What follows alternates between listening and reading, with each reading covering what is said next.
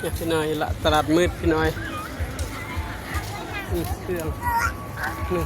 มือเทคนนึงมันนึ่งจอง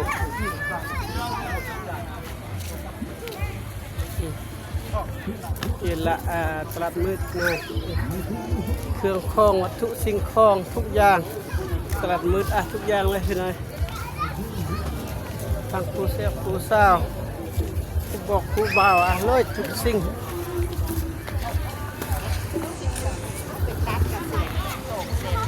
ไงไง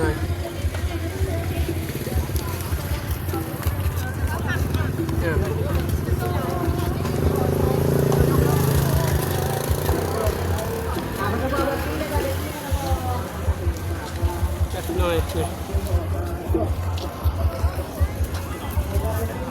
ข้มข้นเด้อเข้มข้นคุณผู้ชมมาแล้วได้เข้าหมายเลข98 98เลย